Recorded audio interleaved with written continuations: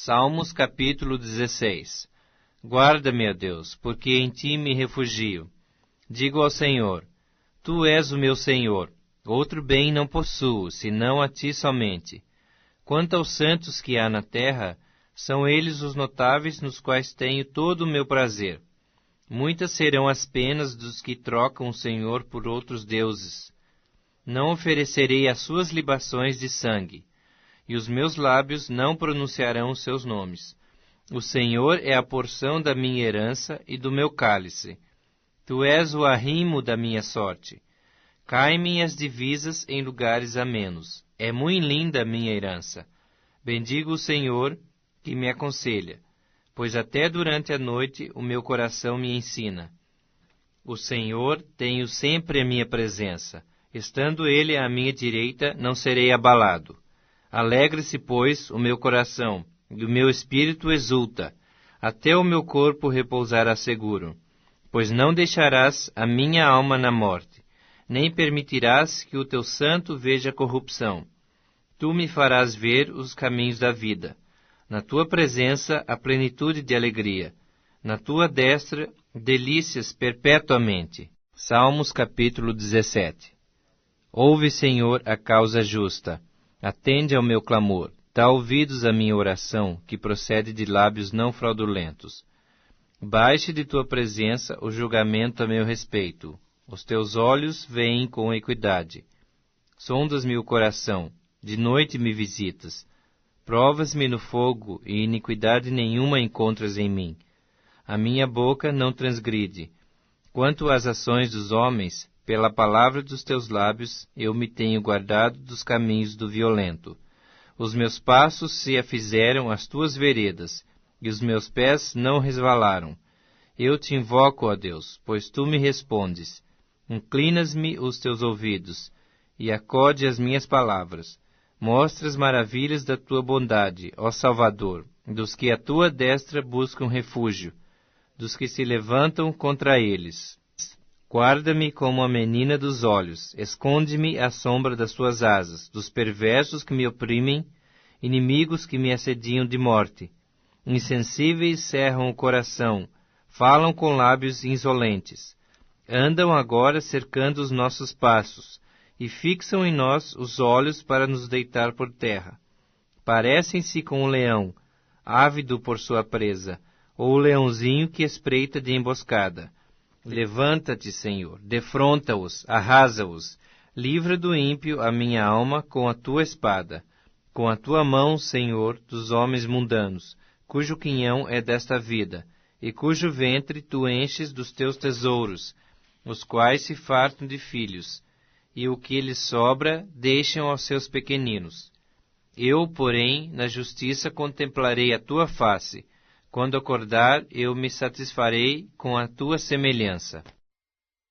Atos dos Apóstolos, capítulo 20. E depois que cessou o alvoroço, Paulo chamou a si os discípulos, e abraçando-os, saiu para a Macedônia. E havendo andado por aquelas terras, e exortando-os com muitas palavras, veio à Grécia. E passando ali 3 meses, e sendo-lhe pelos judeus postas ciladas, como tivesse de navegar para a Síria, determinou voltar para a Macedônia. E acompanhando-o até a Ásia, Sópater, de Bereia, e dos de Tessalônica, Aristarco e Segundo, e Gaio de Derbe, e Timóteo, e dos da Ásia, Tíquico e Trófimo.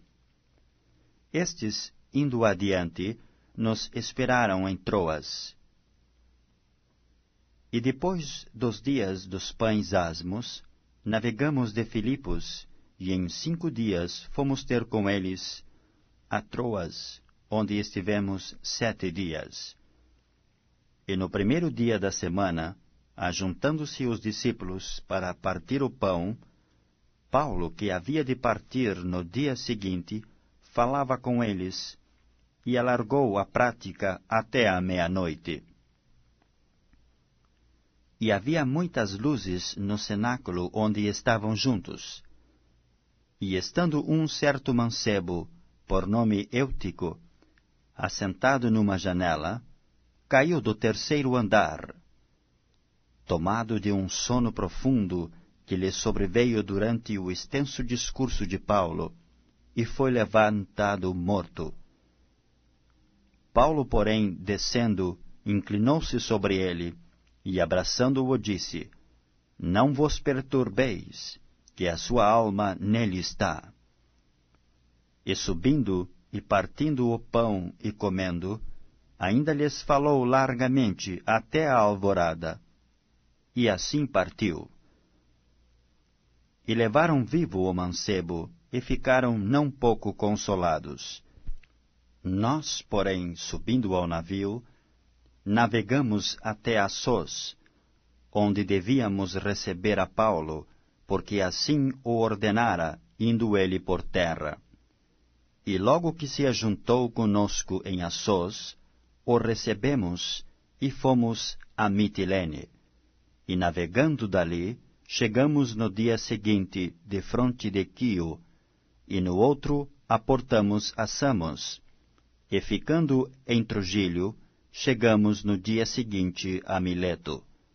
Porque já Paulo tinha determinado passar adiante de Éfeso, para não gastar tempo na Ásia. Apressava-se, pois, para estar, se lhe fosse possível, em Jerusalém, no dia de Pentecostes. E de Mileto mandou a Éfeso a chamar os anciãos da igreja.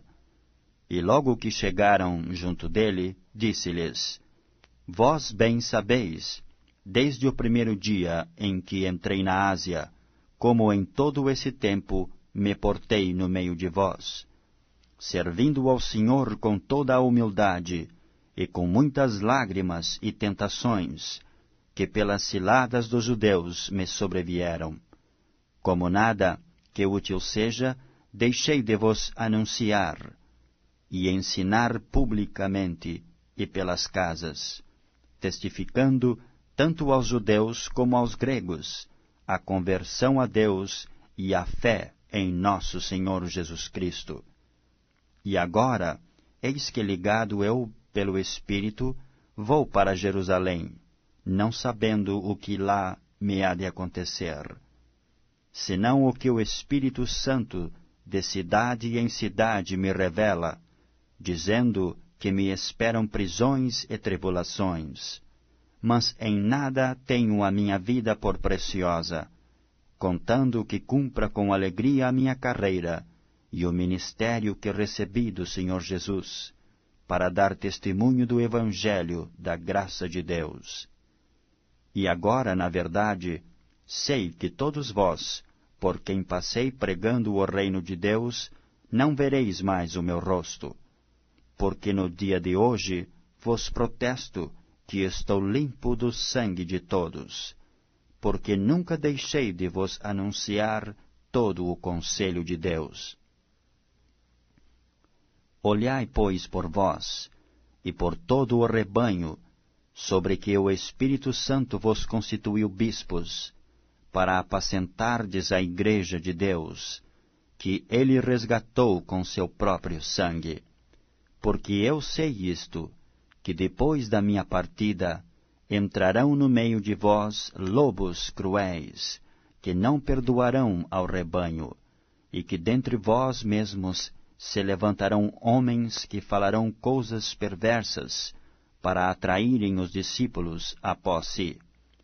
Portanto, vigiai, lembrando-vos de que durante 3 anos não cessei, noite e dia, de admoestar com lágrimas a cada um de vós.